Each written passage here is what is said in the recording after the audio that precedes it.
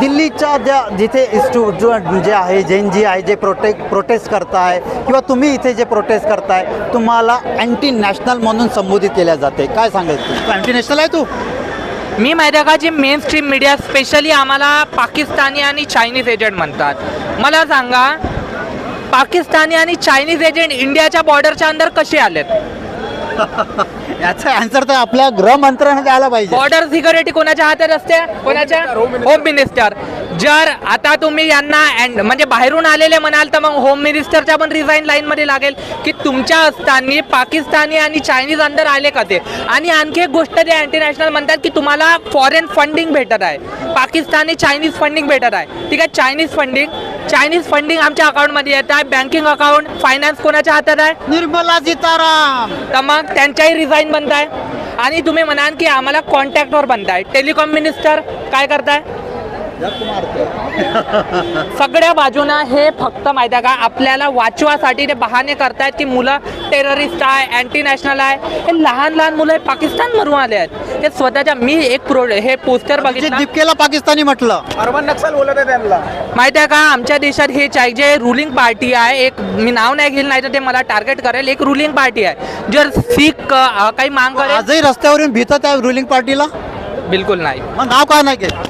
आम्ही जे बीजेपी सरकार, मी घेतो नाव. आम्हाला स्वतःच्या फ्युचरचं आहे बघा. कधी जॉब वगैरे करताना त्यांनी प्रेशर बनवला की यांनी आमच्याबद्दल, तर बस हे थोडासा स्वतःला वाचवायचं हे आहे. बोलत तर डायरेक्ट अच्छा की रुलिंग पार्टीचं नाव घेतलं, एकच रुलिंग पार्टी आहे. हां, आणखी एक गोष्ट, जर सिख प्रोटेस्ट करेल तर तो खालिस्तानी आहे. जर ST आदिवासी प्रोटेस्ट करेल तर तो नक्सली आहे. जर तो SC प्रोटेस्ट करेल तर तो भिमटा आहे. जर कोणी हिंदू प्रोटेस्ट करेल तर तो काँग्रेसी आहे. जर कोणी मुस्लिम प्रोटेस्ट करेल तर पाकिस्तानी आहे. सगळेचे सगळे आम्ही अँटी नॅशनल, फक्त एक दूधची धुतलेली पार्टी आहे जे भगवान श्रीरामच्या चंदा चोर तेच देश बघतात. वा. तू गोदी मीडिया हे जे काही नॅरेटिव्ह दाखवत आहे, तर तुला असं वाटतं की आज तुमचं गोदी मीडिया हे तुम्हाला दाखवत असतील या सगळ्या तुमच्या हे प्रदर्शन? Godi media, they are not even media. They are a prostitute of one specific party. They are not even working as a media first. मी त्या दिवशी प्रोटेस्टवर पहिल्या दिवशी असाच आलो होतो. दुसऱ्या दिवशी जेव्हा मी टीव्हीवर जाऊन बघितलं ते मुलांना म्हणतात या देशभरात जेवढे मुलं आहेत सगळे पाकिस्तानी ISI कडून ट्रेनिंग आहे. मला इतकी चीड आली ना बाई. आता तुम्ही असं म्हणले आता आग तर लावून टाकवेल. तुम्ही खोटं बोलत आहात. तुम्ही एका जनाला वाचवासाठी प्रत्येक वेळेस खोटं बोलत आहात. अरे शेवटल्या वेळेस कधी मीडिया चांगली होती? अरे रोज बघलं दिवसभर हे ते. अरे हे गोदी मीडिया अशी आहे, जर पोल्युशन वाढलं त्याचे फायदे सांगत होते काही दिवसा अगोदर. मी पाहत होतं ते रुबिका काहीतरी नाव आहे, ते सांगत होती की वर आभाळावर जे आपले धूळचे कण जमा होतात त्यांनी आपल्याला सुरक्षा मिळते. काही दिवसापुढे LPGच्या शॉर्टेज होता, वॉर चालू होती त्यावेळेस तो सुधीर चौधरी सांगत होता की आइए दोस्तों आज हम जानते हैं चूल्हे में खाना पकाने के फायदे.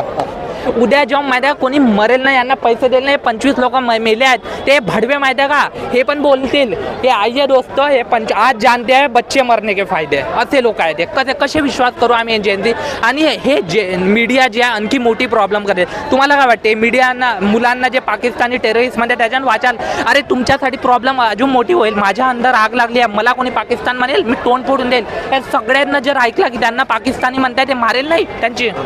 हे मीडिया आणखी एक झुटा नॅरेटिव्ह फैलत आहे की आमच्या आपण राहुल गांधींनी त्या दिवशी याच तुमच्याच ज्या काही मागण्या होत्या 3च मागण्या होत्या त्या मागण्यासाठी एक प्रेस कॉन्फरन्स घेतली.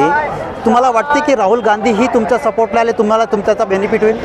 राहुल गांधी यांनी बोलले होते याबद्दल विद्यार्थ्यांच्या प्रॉब्लेमबद्दल आणि त्यानंतर त्यांनी लोकसभा की गुंजई त्यांचा एक प्रोग्राम सुरू आहे. त्यांनी लोकसभा स्पीकरला परमिशन मागितली की आम्हाला संसदच्या अंदर यांच्याबद्दल बोलायचं आहे. तुम्हाला सगळ्यांना माहिती आहे की लोकसभा स्पीकर आपलं काम कसा करत आहे. जसाही अपोजिशन बोलत आहे चोप चोप चोप. अरे बिना अपोजिशनचे MP खरीदत आहे, अपोजिशनला बोलू नाही देता. मग काय मतलब आहे? कसली डेमोक्रेसी आहे? इथे सगळीकडे डिक्टेटरशिपचे नारे आहे. इथे मी कुठेतरी पोस्टर बघितला होता, हिटलरच्या पोस्टर घेऊन आले होते. ते पूर्णपणे राईट आहे. हे कंट्री आता डेमोक्रेसी नाही, एका प्रकारे डिक्टेटरशिप बनण्याच्या कगारावर आहे. नक्कीच. काय नाव आहे तुझं? माझं नाव आहे श्रेयश, मी नागपूरचा आहे. हा श्रेयसला तुम्ही कुठलाही प्रश्न विचारा त्यावर एकदम ॲक्युरेट उत्तर देतोय. म्हणजे हे जेनजी कसे आहेत हे आतून तुम्हाला लक्षात येते. अभ्यासू मुलं आहेत, हे रस्त्यावर येणं यांचं काम नव्हतं, पण यांना या रस्त्यावर आणण्यात आला आहे, हे असं यांचं म्हणणं आहे. कॅमेरा पर्सन अजित जोगीसह मी सुदर्शन बागडे, साहसिक न्यूज 24.